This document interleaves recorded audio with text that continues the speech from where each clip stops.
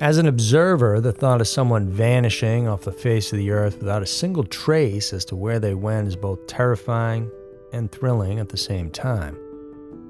But for the family, friends, and loved ones of the missing person, it's nothing short of a living HE double hockey sticks. They're constantly tormented with questions swirling about the victim's welfare. Are they alive and well? Did somebody take them? Was this perhaps a plan that they concocted? Today on the show, we dug deep and found some wild stories you probably haven't heard of. So here are 5 strange disappearances with shocking conclusions. Number 5. The disappearance of Connie Converse. Elizabeth Eaton Converse, better known by her stage name of Connie Converse, was a talented musician back in the day. She never released a studio album, and yet, nearly half a decade after she vanished, her music gained massive popularity among folk, indie, and pop music lovers. But despite her posthumous fame, perhaps the most interesting thing that happened in her life was that one day she disappeared without a trace, and all that's left are theories as to what happened. Connie was born in 1924 and grew up in a strict Baptist family in Laconia, New Hampshire. She had big dreams, though, and so after graduating high school, she up and moved to New York City to work as a managing editor at a prestigious publishing company. Being exposed to a whole new culture, contrary to her religious upbringing, Converse began to smoke and drink, and she started developing her love for songwriting. She would perform them for her friends, and later they would profess their love for her music, which they distinctly described as hauntingly beautiful with poetic honesty and melodic sophistication. At that time, the American folk scene was largely dominated by men who would often cover political issues about the country. But Converse's music was more personal and of a contemplative nature, a thing that was really unheard of at the time. An introvert, Connie tended to limit her social interactions and preferred hanging with close friends and families. There's no evidence suggesting she had a boy or girlfriend, although those who were the closest to her thought she was probably a lesbian. Believing in her potential, a music producer friend helped record her songs and tried to sample them to different labels, but they just never took off. And frustrated by her inability to find the right audience after years of trying, Converse then decided to abandon her dream of making it in the music biz and left New York. Things then went downhill over the next several years. The company she was doing secretary work for shut down. And after that, she had a medical issue and found out she could never have a baby. And all of this had devastating effects on her mental health. Then in August of 1974, just a week after her 50th birthday, she sent letters to family and friends telling them her plans to make a fresh go at it to begin a new life. She wrote things like, "Let me go, let me be if I can." By the time the letters reached everyone, she had packed all her stuff into her Volkswagen Beetle and was never heard from again. Many believe the notes she sent were almost a way of letting everyone know that she was prepared to perhaps take her own life. The reason she's never been heard from again is because she possibly drove her car into a lake or river and is buried underneath the waters somewhere out there. But then again, why pack everything into the car if you weren't going to use any of it? So some think Converse, fed up with life and the way it turned out, may have indeed discovered the new life she yearned for somewhere else. Somewhere she could truly be free. And once she found it, she never looked back. To this day, though, no one knows exactly what happened or where she is. Number 4. Steve Fawcett. The best way to describe Steve Fawcett is that he was a daredevil. He was always looking for new challenges, pushing himself to the limits even when it got seriously dangerous. Born in 1944 in California, Fawcett developed a real passion for adventure at an early age. In order to pursue these desires, he took a career in finance and made a lot of money as a commodity salesman in Chicago. Once he had his fortune, he could then fund more extravagant adventures and toys. He set numerous records, as he was the first to fly solo non-stop around the world in a balloon. He also set the record for being the first to fly non-stop in an aircraft. Steve set the record by sailing the fastest around the world, and he also made a name for himself in mountain climbing, doing marathons and triathlons. So he was relentless and fearless, inspiring many people to push through their own limits. However, something tragic happened in 2007 when he was 63 years old.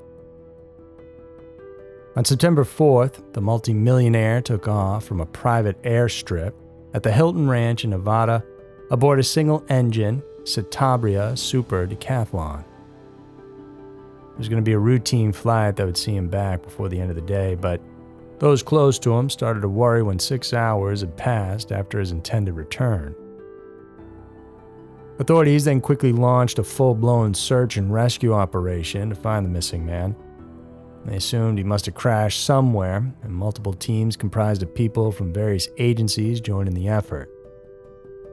Land and air searches with infrared scanners were deployed, and Google even lent a hand by providing satellite imagery of the location suspected to be Fawcett's crash site.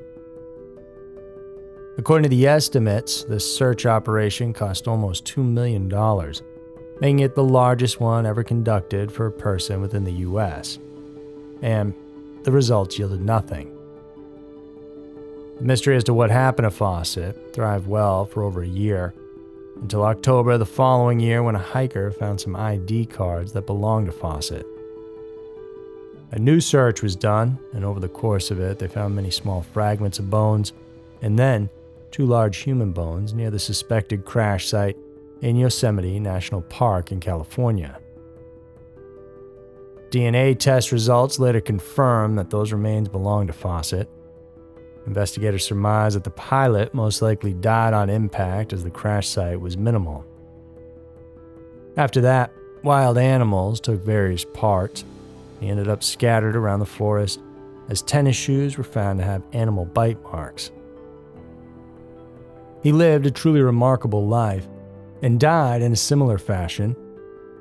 But it's people like Steve Fawcett that exist on this earth and, because of what they do, teach us that we can push ourselves to the limit as well.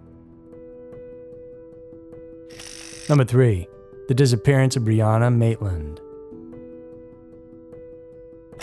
Bright and beautiful, Brianna Maitland had her whole life in front of her, and it was a promising one. But on a cold and dreary night in Vermont in March of 2004, her world turned upside down in the most unexpected and disturbing way imaginable. The 17-year-old had just finished her shift at the Black Lantern Inn in Montgomery, Vermont. As usual, she would head straight home when the working day was done, but unfortunately, and to her family's bewilderment, she never made it home. And more than that, no one has seen or heard from her since. The day before the incident, she and her mother, Kelly, went into town to do some shopping when Brianna asked about leaving the store for a bit while her mom finished up. After completing her purchase, Mrs. Maitland met her daughter in the parking lot, and she noticed the girl looking a bit disturbed or agitated, and to some extent visibly shaken. Before she could even ask, Brianna pleaded to head home immediately. She said she needed to get ready for work. At work, nothing unusual happened, and her co-workers confirmed she was alone in her vehicle when she left the Black Lantern later that evening. But days passed by and still, the young woman hadn't returned. Officially, it would take 5 days before the Maitlands reported her missing, but all the while, everyone in the family and her friends were searching to find the girl. Meanwhile, a day after Brianna went missing, Vermont State Police received a report of a car that had been left stranded at an abandoned house along Route 118, about a mile from the Black Lantern. The Oldsmobile had been partially hidden in the side of the house, and with plywood, it was made to look like an accident. Initially, police thought it was abandoned by a drunk driver, but once Brianna was officially reported missing, it was later confirmed that the car belonged to Brianna, The police searched the vehicle in more detail and the area outside the abandoned house, and realized that it was a stage scene, which prompted police to believe that she could have been the victim of foul play. Her parents thought it may have been multiple people that took her, because she was well versed in jiu-jitsu, so they didn't think one person could have handled her. In 2016, police confirmed that they had in fact found someone's DNA in the car that didn't belong to Brianna, though they never specified what it was or who it belonged to. In 2022, they matched that DNA to a person in a database, but again, didn't divulge all the details. But based on the fact that this mystery is still unsolved, it doesn't look like they found who they were looking for. But then again, it could still be in the works. A reward of $20,000 was put up for any information leading to her whereabouts, but up to now, that money remains unclaimed. There have been various sightings of the girl over the years, casinos, outside gas stations, but all those have turned up to be false leads. So, as of now, what happened to her and where she is still remains a mystery. Number 2, Mike Williams. It was a cold December morning in 2000, but for 31-year-old Mike Williams, it was a perfect day to go duck hunting at his favorite spot on Lake Seminole in Florida. A distinguished property appraiser for a giant real estate company, Mike was not only a hard-working man, but a devoted husband to his wife Denise and a loving father to their 2-year-old daughter, Ainsley. As an avid outdoorsman, he relaxed by taking his trusty boat out onto the waters for a little duck hunt. And on December 16th, Williams set out like the usual, but after that, he never returned. His boat was later found floating on the lake, but there was no sign of Williams anywhere. Almost immediately, authorities, together with the Florida Fish and Wildlife Conservation Commission, launched a massive search and rescue operation to find the missing man. The operation continued for days, but eventually it had to be called off when a storm came through the area. Investigators initially assumed that Williams had fallen in the lake and likely drowned. His mother Cheryl, however, didn't buy the idea. Instead, she was claiming that foul play was involved. And through Cheryl's insistence, almost 4 years later, police eventually launched a criminal investigation into her son's disappearance. And one of the details they considered for making it a criminal case was the fact that just 6 months after Mike went missing, his wife Denise pleaded with the courts to officially declare her husband dead. And they did so, and as such, she received almost $2 million from Mike's insurance policy. And wouldn't you know it, there to help her with the claim was Mike's best friend and a former flame of Cheryl, Brian Winchester. Those two would go on to later marry. At first, no one suspected him as having any involvement in the disappearance of his friend, at least not until 2016 when his true nature began to show. See, that year, Winchester was arrested for kidnapping Denise, who was now trying to divorce him. He was then sentenced to several years behind bars, and cornered and desperate to lower his sentence, he decided to drop a huge truth bomb. In a plea agreement wherein he would be granted immunity in relation to Mike's alleged murder investigation, he confessed that on the day Mike vanished, he was with him on the lake and knew exactly what happened. In his testimony, Winchester revealed that he shot his friend under Denise's order. The two, who were actually having an affair behind both of their spouses' backs at the time, supposedly planned on eliminating Mike so they could finally be together. The claim for the multi-million-dollar insurance policy payout was a major factor in deciding to kill him rather than just make a divorce. And to prove he was telling the truth, Brian led police to an area along the shore of Carr Lake in Leon County, where he shot the victim and later on buried him. With this testimony, police wasted no time in arresting Denise for conspiracy to commit murder and other charges. At the trial, the defendant argued that she had no knowledge of the murder plot. However, after going through a plethora of evidence, the jury ultimately found Mrs. Williams guilty of first-degree murder. In 2019, she was convicted and sentenced to life in prison. Meanwhile, Winchester got locked up for a short while, not for Mike's death, but for the aforementioned kidnapping case. Number 1. Brandon Lawson. On the evening of August 8, 2013, 26-year-old Brandon Lawson was driving back home in San Angelo, Texas. He had not returned home the night before. Ledeza Lofton, his longtime girlfriend and mother to his children, suspected that he was unfortunately back again on drugs. An oil field worker by profession, Brandon really was a hardworking father. With 4 children now, the 26-year-old made the responsible decision to ditch his addiction for the good of his family, and he did that for a while. However, on that night, August 8th, something weird happened. His brother Kyle received a call from his sibling who sounded a bit distressed and out of breath. He then said that he was out of gas and stranded along the highway. Brandon said he was in dire need of help, but it went beyond just car trouble. What really alarmed Kyle was the sound of Brandon's scared voice. Concerned, Kyle and his girlfriend drove out to the remote stretch of highway where Brandon told him he was, but when they got there, he was nowhere in sight. His brother called police for help, who arrived shortly after. Aware of his brother's standing arrest warrant for drug possession, Kyle lingered for a while after the officer took off, thinking maybe he was scared of their presence.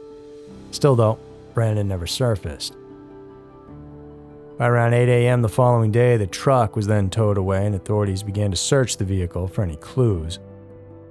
The investigation revealed records of numerous 911 calls that Brandon made on the night in question. In one of those conversations, he explained that 3 people were chasing him out of town. During the next phone call, he said he wasn't alone and needed police assistance.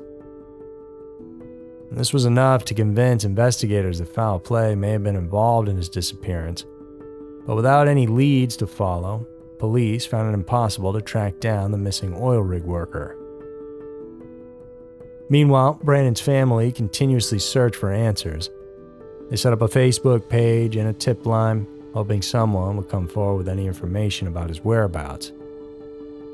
While it's yet to be substantiated, the general belief by many is that Lawson's disappearance is most likely drug-related in one way or another. Perhaps he got involved with the wrong people or was high on drugs and unsure of what he was seeing or saying before wandering off. Brandon Lawson's current whereabouts remain a mystery, and his family, including his wife, children, parents, and siblings, still continue to hope that regardless of where he is or what state he's in, that one day he'll be found. So there were 5 strange disappearances with shocking conclusions. Hope you found those interesting, and that there were some news stories some of you true crime lovers have never heard of. Thank you guys so much for tuning in today. I'll see you soon.